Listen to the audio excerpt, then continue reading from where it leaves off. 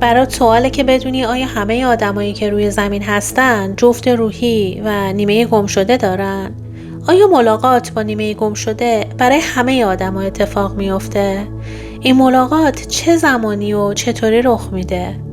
آیا 144,000 جفت تو این فیلمی که میگن روی زمین هستن از باقی آدمای روی زمین قدرتمندتر و برترن؟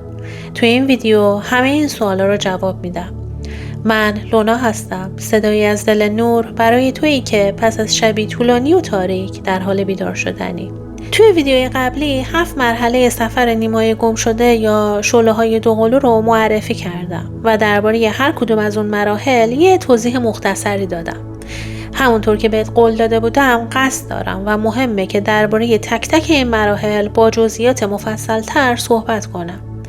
قبل از اینکه به این ویدیو گوش بدی بهت توصیه میکنم ویدیوی قبلی که در مورد ویژگی‌های شعله دوقلو و تفاوتش با رابطه‌های دیگه مثل رابطه با سولمیتا هست رو گوش بدی تا درک بهتری از چیزایی که درباره هر مرحله میگم داشته باشی.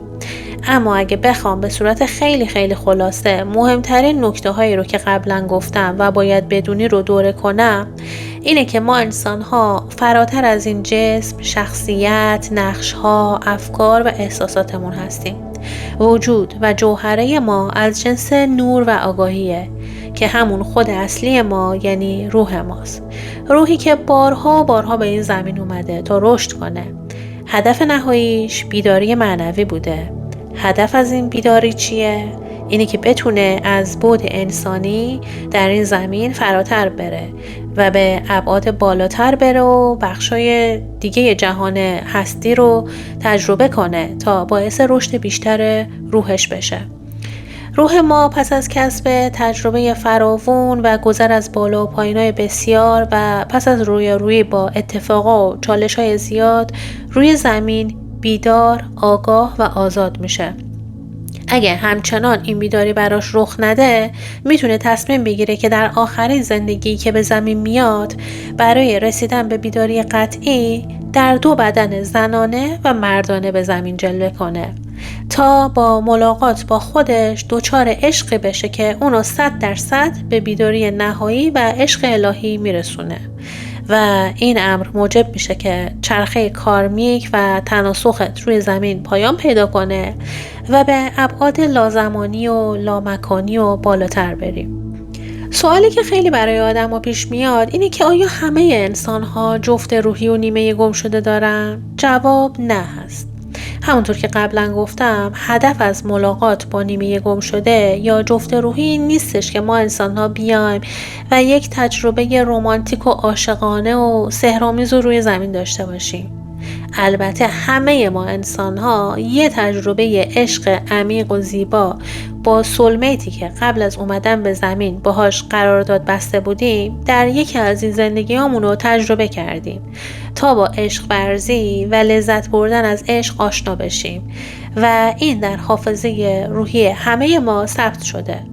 همونطور که بازم قبلا گفتم هدف همه انسانایی که الان روی زمینن و شما میبینیدشون چه آدمای دور و برتون چه کسایی که در اخبار میبینید خوب، بد، جنایتکار یا آدمای فوق‌العاده خیرخواه و نیکوکار براشون این مقدر شده که با پاس کردن درسای مختلف روی زمین به رشد برسن، به اصل وجودی خودشون آگاه بشن و به اون بازگردن و به این ترتیب به ابعاد بالاتر برن. خیلی از آدما با تجربه تراماها، بیماریها، از دست دادنها و تجربه دیگه این بیداری درشون رخ میده. اما خیلی از آدما هم با وجود اینکه خودشون قبل از ورود به زمین تصمیم گرفته بودن که مثلا فقر شدید رو تجربه کنن یا بیماری، معلولیت، از دست دادن عزیز تا از دل این تجربه و اتفاقا از زندان تنشون رها بشن، این اتفاق یعنی این رهایی و بیداری براشون رخ نمیده و مجبور میشن دوباره به زمین برگردن. البته این بار با تجربه و بصیرت بیشتر. قبل از ورود به زمین یعنی قبل از ورود به رحم مادر اینطور در نظر بگیر که تو یه جلسه‌ای با مشاورای روحی و راهنمای معنوی خودت داری. تو اون جلسه همه زندگی ها و تجربهات بررسی میشه و درس ها و کارمایی که هنوز باید پاس کنی روی میز قرار میگیره. این نکته مهم و اینجا باید بدونی که وقتی در عالمی خارج از دنیای زمین هستی، مثلا در جهان اسیری با سه نقطه یا جهانهای قبل از اون، هیچ چیزو به چشم خوب و بد نگاه نمی کنی. مثلا فقر رو به عنوان یک امر بد و ثروت رو به عنوان یک چیز خوب و خوشحال کننده نمی بینی. این نگاه دوگانه اساساً ساخته ذهن انسان‌ها و ایگوشون توی این دنیاست. روح در دنیاهای قبل از ورود به زمین ذهن نداره و به همه این مسائل به چشم درس و تجربه و بازی نگاه میکنه. بازیایی که قرار طراحی بشن و اون واردشون بشه. از نگاه روح و مشاورای روحی هیچ چیز خوب یا بد نیست. مثلا اگه کسی با معلولیت جسمی یا بیماری به این دنیا میاد، در جهان پیش از زمین به اون به چشم یه تجربه تلخ و دردناک نگاه نمیکنه، بلکه به چشم یه فرصتی نگاه میکنه که میتونه باهاش یا کارماهاشو پاس کنه یا درسای زیادی یاد بگیره، بصیرتش افزایش پیدا کنه و رشد روحی بیشتری پیدا کنه. دقیقا مثل اینه که شما به عنوان یه بزرگسال تصمیم بگیری برای بچه‌هایی که توی مهد کودک هستن یه سری بازی تعریف کنی و نقشایی رو به هر کدومشون بدی. هدفت چیه؟ هدفت اینه که اون بچه‌ها از دل این بازی‌ها چیزایی رو یاد بگیرن تا به رشدشون کمک بشه. درسته؟ اما همونطور که میدونی بچه‌ها گاهی در این مهد کودک اون نقشا رو خیلی جدی میگیرن. گریه میکنن، ناراحت میشن، با هم قهر میکنن. از اینکه یکی اسباب بازیشون رو بگیره ممکنه خیلی دلشون بشکنه و ناراحت بشن. اما شما به عنوان یک ناظر، یه بزرگتر، میدونی که هدف همه اینا فقط بازیه و اصلا اونقدر جدی نیستن و هدف اصلی یه چیز دیگه است. دیدی گاهی اوقات معلمای مهد کودک تلاش میکنن با بچه‌ها صحبت کنن و بگن ببین مثلا این اسباب بازی‌ها خیلی زیاد ازش وجود داره، تو خونه ازش داری، اینجا مهمه که یاد بگیری، اونو با همدیگه به اشتراک بذارید، به همدیگه محبت کنید، با هم همکاری داشته باشین، به هم عشق بدین تا برای زندگی اصلی و بزرگسالی آماده بشین. ببین این دقیقاً رابطه‌ای که جهان هستی و راهنماها خود برتر ما با ما انسان‌ها روی زمین داره. جهان هستی هم خیلی تلاش میکنه به ما انسانایی که اومدیم روی زمین و البته همه قراردادامون رو فراموش کردیم تا بتونیم کامل درسامون رو یاد بگیریم بگه ببین این خونه، ماشین یا حتی جسمی که داری، زیبایی که داری، حتی دست و پا، فرزندی که داری، همه نقش هستن، همه بازی هن. اصل موضوع چیز دیگه ایه. اصل اینه که توی یه سری درس رو یاد بگیری، به عنوان یک روح رشد کنی، به واقعیت وجودی خودت و دنیا آگاه بشی تا بتونی به ابعاد بالاتر بری که در اون اسیر این زندان تنت نیستی. این دقیقاً همون اتفاقیه که برای همه ما انسانا میفته. خب حالا الان ممکنه بپرسی اینا چه ربطی به موضوع شعله‌های دوقلو و نیمه‌های گم شده داره؟ دقیقاً توی همون جلسه وقتی راهنمای روحی و خود ما زندگیمون رو بررسی میکنیم، منظورم زندگی‌های زیادی که داشتیم، و میبینیم که با وجود درسایی که برداشتیم و با وجود اون هزاران باری که به زمین اومدیم، تجاربمون، هنوز موفق نشدیم به اون رشد لازم برای ترک زمین و پایان دادن به اون چرخه تناسخ برسیم. یه راه پیش پای ما گذاشته میشه و اون راه اینه که این بار به صورت همزمان در 2 بدن به زمین بیایم. یه بدن با انرژی زنونه که به اون مؤنث الهی هم میگن و قراره با سرعت در زندگی به سمت بیداری و رشد روحی حرکت کنه، و یک بدن با انرژی مردانه که به اون مذکر الهی میگن و وظیفش هم اینه که آخرین کارماها و بارهای گذشته‌ای که همراه خودمون آوردیم رو پاس کنه. در نهایت این 2 نفر یعنی دیواین فمینن و دیواین ماسکولین همدیگر رو ملاقات میکنن. اون جرقه در وجودشون اتفاق میفته، مؤنث الهی بیدار میشه، مدتی روی رشد روحیشون کار میکنه، سپس به وصال و اتحاد میرسن، یک پاور کاپل یا زوج قدرتمند رو تشکیل میدن و سرانجام ماموریتاشون، درساشون، کارماهاشون، همه چی روی زمین تموم میشه و پس از مرگ زمینی به ابعاد بالاتر میرن. این به زبون ساده تمام فلسفه ایه که پشت ماجرای شعله‌های دوقلو یا نیمه‌های گمشده وجود داره. پس آیا همه روح‌ها به این مرحله میرسن؟ آیا برای همه روح‌ها مقدر میشه که توی زندگی آخرشون در دو بدن روی زمین بیان؟ نه. دلیلش هم اینه که به دور و برت نگاه کن، آدم‌های زیادی رو می‌بینی، معلم‌های معنوی، انسانایی که بیدار شدن توی سراسر دنیا بدون اینکه لزوما از مسیر جفت روحی گذشته باشن به این بیداری رسیدن. درسته؟ مثلا یه نفر تصادف شدیدی کرده، یکی ورشکست شده، یکی ماها در بیمارستان میمونه، بعد بیرون میاد، بعد میبینی یک تحول اساسی درش اتفاق میفته و همه نشونه‌های بیداری رو داره. یه نفر دیگه تجربه خروج روح از بدن یا تجربه نزدیک به مرگ رو داره و از دل اون اتفاق بیدار شده. خیلی داستان‌های فراوانی وجود داره که آدمایی که از طریق NDE یعنی همون Near Death Experience تجربه نزدیک به مرگ بیدار شدن، خیلی تعدادشون بیشتر از شعله‌های دوقلوه. در حالی که مثلا من و شمایی که الان در رابطه جفت روحی یا توین فلیم هستیم ممکنه هرگز تجربه نزدیک به مرگ رو دست کم تو این زندگی احساس نکرده باشیم.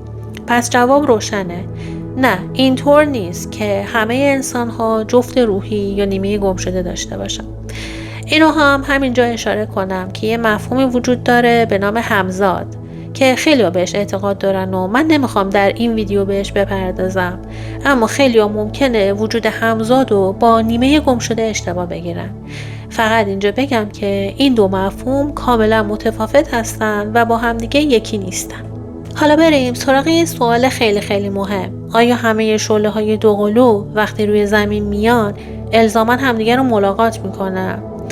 ببین، جواب این سوال اینه که بله، تقریباً اکثریت شعله‌های دوقلو وقتی به زمین میان همدیگه رو ملاقات میکنن و وارد این مسیر میشن. اما از اونجایی که ما انسان‌ها دارای اختیارم هستیم و قبل اینکه نیمه گم شدهمون رو ملاقات کنیم اتفاقات دیگه‌ای هم تو زندگی برامون میفته دیگه. درسته؟ میتونیم مسیر رو به سمت متفاوتی ببریم، اما معمولا این اتفاق رخ نمیده و نهایت ماهایی که تصمیم گرفتیم با دیدار شعله دوقلو بیدار بشیم و این زندگی آخرمون بشه، این دیدار برامون رخ میده.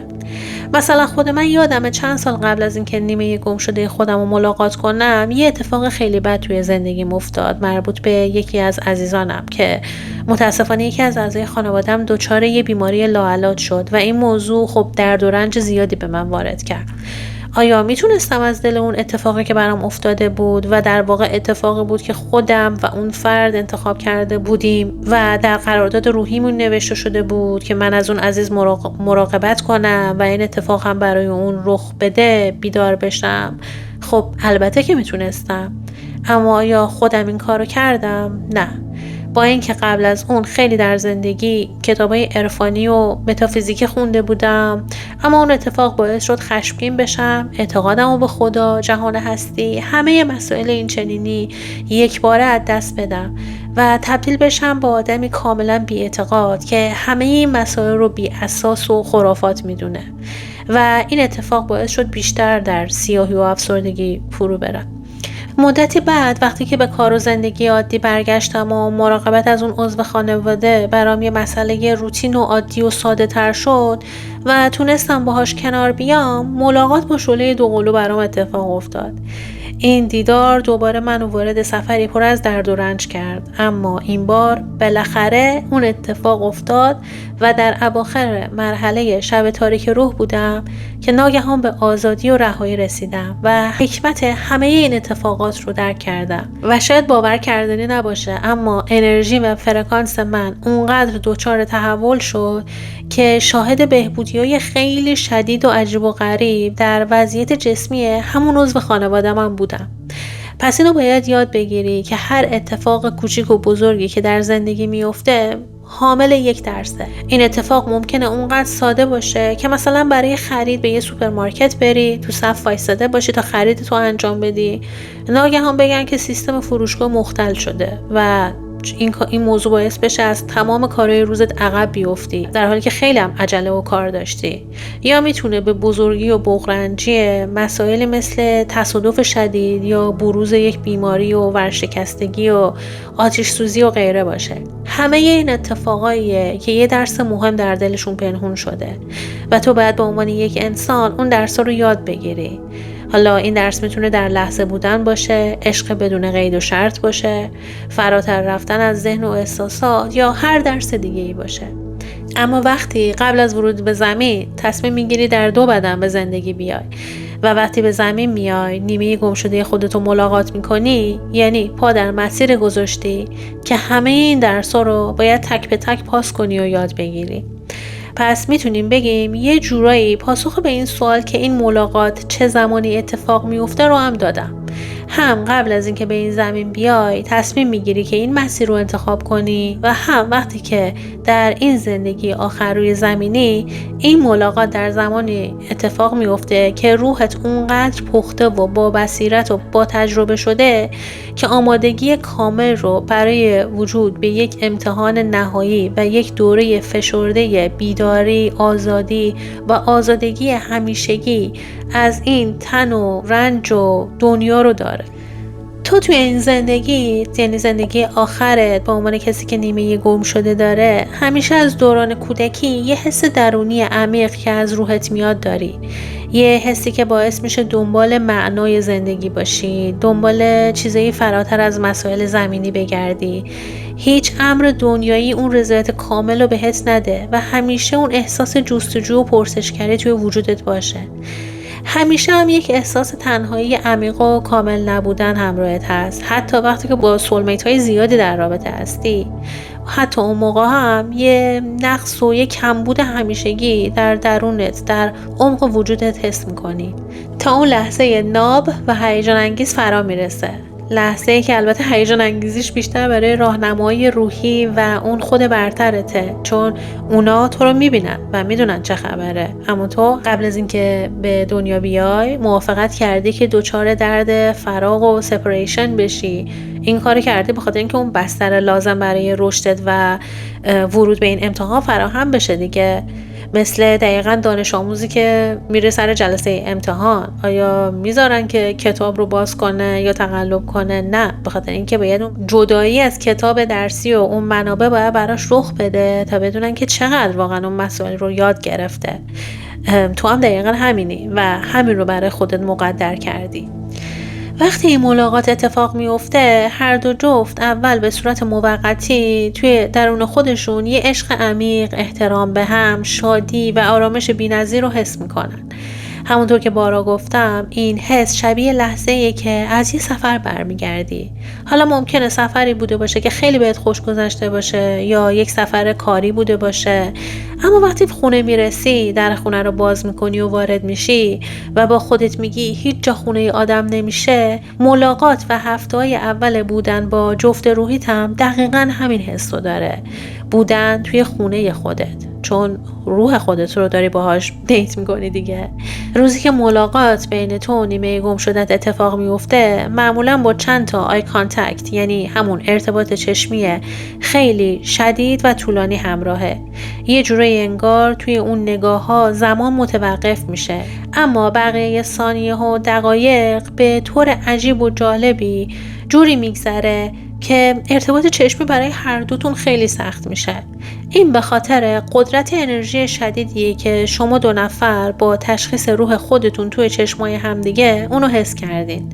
البته توی اون دقایق و اون روز ملاقات هر دوی شما از این موضوع بیخبرین، یعنی هیچ کدوم نمیدونید که دارید خودتونو توی یه بدن دیگه میبینید. اما چرا این حس عجیب و ارتباط چشمیای عجیب و غریب رو دارین؟ چون چشم‌ها دروازه ورود به روح آدم‌ها هستن و تو همیشه با نگاه کردن دقیق، عمیق و بدون قضاوت به چشم همه آدم‌ها میتونی به نوعی روح اونا رو به صورت عریان ببینی. البته به شرطی که همونطور که گفتم به دور از قضاوت ذهنت باشه. این دقیقاً علت اون احساسات عجیب و غریب و فرازمینیه که تو در روز ملاقات با جفت روحی خودت تجربه کردی و اونم همینطور. حالا بپردازیم به یه سوال دیگه. آیا جفتای روحی ویژگی‌های ظاهری شبیه به هم دارن؟